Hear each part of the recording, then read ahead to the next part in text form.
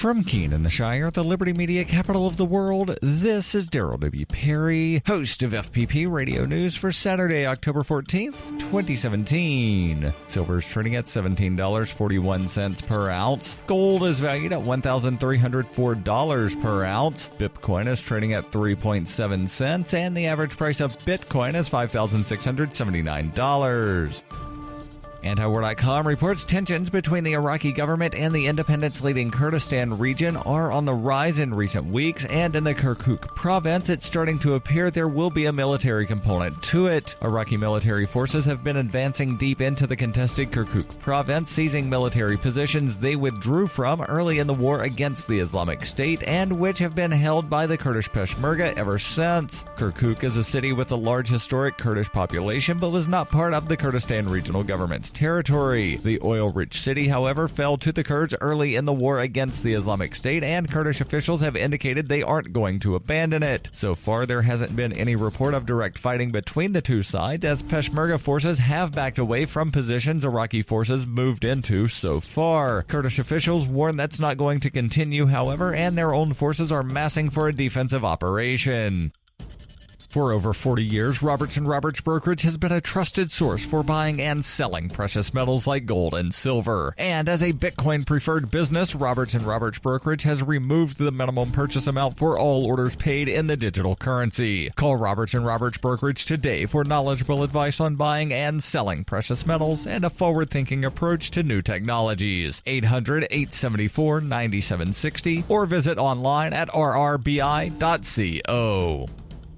UPI reports a South Dakota school district scrapped its homecoming football game, parade, and school dance after a spray-painted message about a rival school's Native American heritage appeared during an unofficial rally. Sturgis was scheduled to play neighboring Pine Ridge Indian Reservation in the homecoming football game. Students at Sturgis High painted the phrase, "Go back to the reservation," on a car that was ceremoniously destroyed with sledgehammers as part of a non-sanctioned homecoming event. After video of the incident circulated online, the Meade South Dakota School Board unanimously voted Friday to cancel all remaining homecoming activities and forfeit the game. Sturgis principal Pete Wilson apologized on behalf of the school district, telling local media, "We're going to apologize to every school district in the state because that not only looks bad for Sturgis Brown High School, this looks bad for South Dakota." The school superintendent said the district is working with police to determine who was responsible for spray painting the message.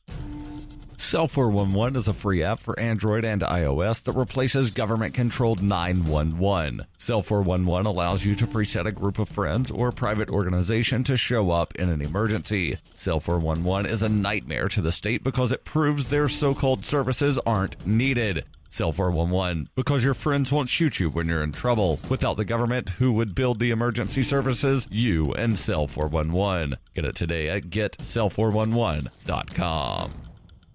Reuters reports fire officials reported further headway on Friday against devastating blazes in Northern California's wine country, but said the death toll of 34, already a record for the state, would likely climb higher, with more than 250 people missing. Even as firefighters gained enough ground for authorities to consider letting some of the estimated 25,000 evacuees return home, they were bracing for more hot, dry winds that could escalate the threat to communities still in harm's way. The ground crews raced to clear away drought-parched vegetation along the southern flanks of the fires, removing highly combustible fuels adjacent to populated areas before extreme heat and winds were forecast to revive over the weekend. Brett Gouvet, deputy fire chief of CAL FIRE, said, "We've challenged the troops to get out there and secure mainly the south parts of these fires in preparation for those strong north winds." Officials have said power lines toppled by gale force winds during the first night may have sparked the conflagration, though the official cause remains under investigation. CAL FIRE said the fires have destroyed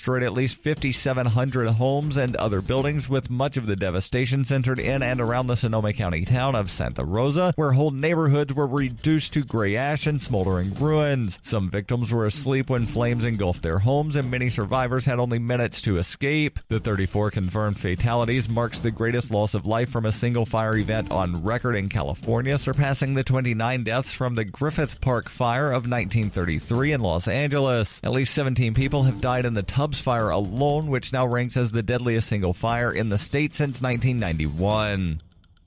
This has been FPP Radio News, online at fppradio.com.